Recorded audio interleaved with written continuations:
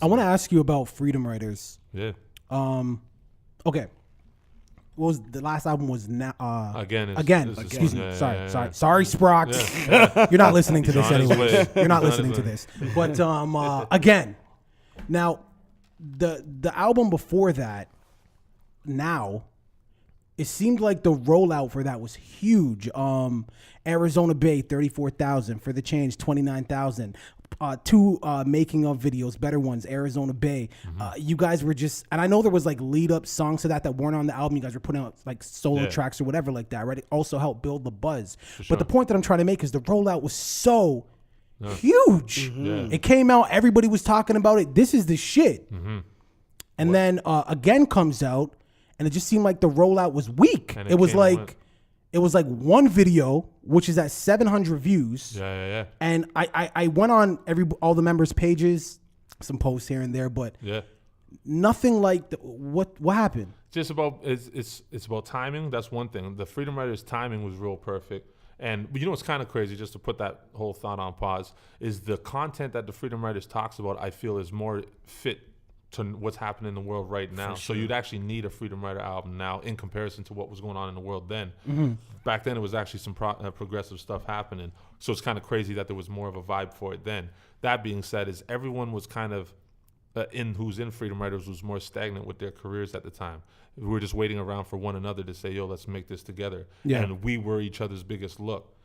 When this was coming on, when this project was getting put together, there was really no focus. It was just we'll contribute, but it wasn't like, yo, let's get together and make this album a cohesive album and make sure that we push it as hard as possible. Let's shoot 10 videos and behind the scenes footage and do 12 shows and, do singles and do all the work that you're supposed to do behind the album. Yeah. It was completely dropped as far as the interest from all of us, but you can't point fingers. A guy like Frankie had probably 2 albums and a wedding going at the time. Tona had 2 solo albums going at the time. Yeah. I had 2 solo albums going. Theo had projects going. Progress has changed up his entire style from then. And I don't even know who Progress is anymore. But I love it. I love the new music. But yeah, No, you know, don't. bro. No, you don't. I do. You like Bellies? Yeah, bro.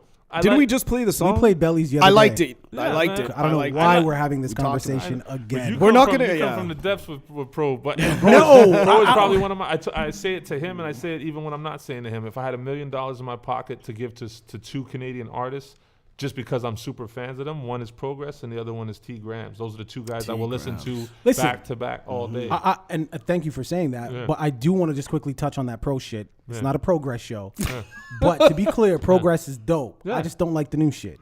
And that's fine. And with that, actually, because we talked about it on the episode Spitz was here, and then I told her what I was saying, and I'm like, oh, Divine and Spitz were mashing me up because I was bashing the record, and then I played her the record Bellies, and she's like, I know you don't want to hear this, but that song's amazing. Who said this? My wife. And I'm like, I'm not saying the song is shit. It's just not for your me. vibe. And it's also not your vibe. because of what Pro is There's that capable too. of. Yeah. Progress is insane. But you got to respect the man who said, yo, I can do one thing very easily over and over again, or I can do something that's completely different that not everybody may not like, but I actually enjoy doing. Yeah. I always respect somebody that just takes what they actually feel like doing and does it. And you know what I mean? And it just feels real to me from who he is as a person. So anyhow, that being said, Spross was doing his stuff too, so that's the whole team, being sidetracked. So now, is there still a Freedom Writers? Are we going to get another Freedom Writers album? Before you answer,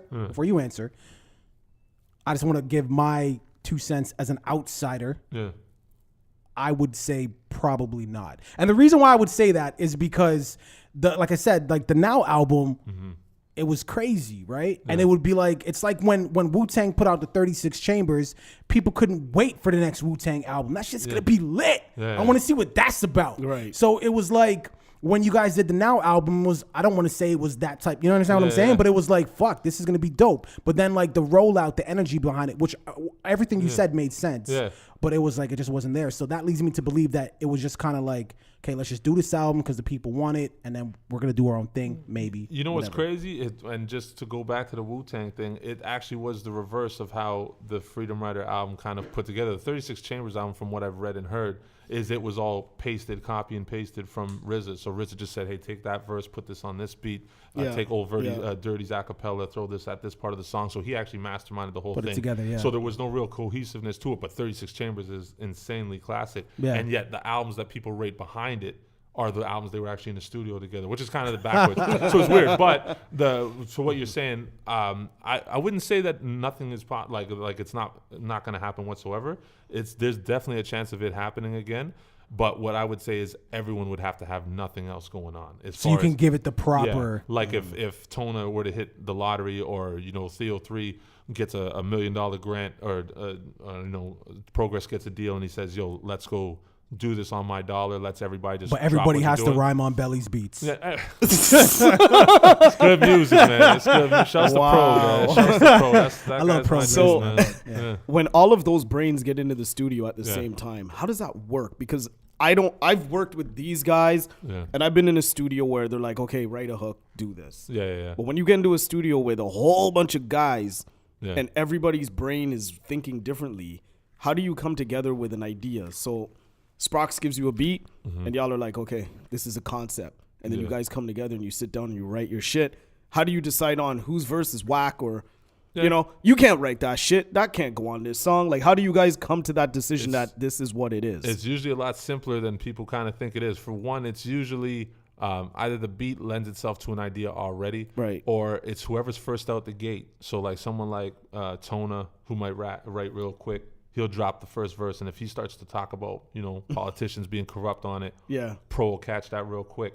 And then what's ill about it is that when you got 6 guys in the group and, we're all, beasts with it, you want to write quick and you want to write good, because if you're not good enough, you're off the record. And if you're not quick enough, you're not on the record. So it's an ill competition. You want to be a sharp MC, yourself in the studio. That's good, though. Yeah, and it's great. And that's usually why a lot of them come about. Has anybody ever been cut from a record like that? No make it. Maybe. Cardinal. Yeah.